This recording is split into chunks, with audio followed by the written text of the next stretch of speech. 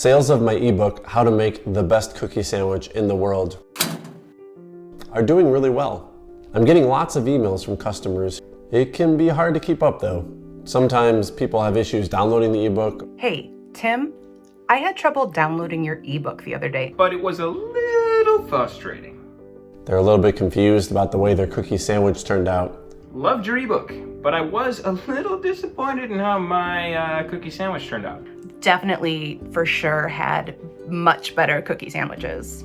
I don't ever want my customers to have a poor experience with my ebook or a poor experience making the cookie sandwiches.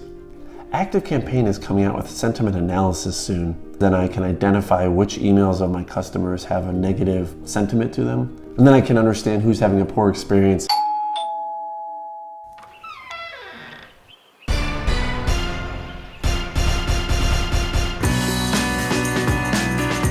Here it is, sentiment analysis. Let's unbox this. Today we have keys.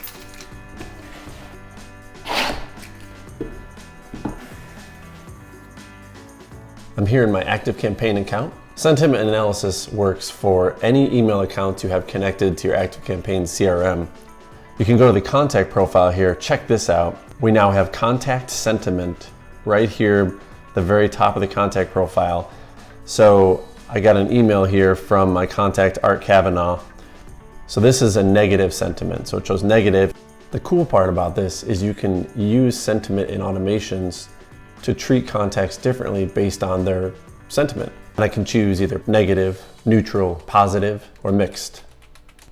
This is great. I'm really excited about this. Whenever people have a subpar experience with my ebook or with their cookie sandwiches now, I'm gonna be able to find out right away and make sure I can follow up with them. That was so nice of you to follow up. I didn't expect that. Thank you. Thanks.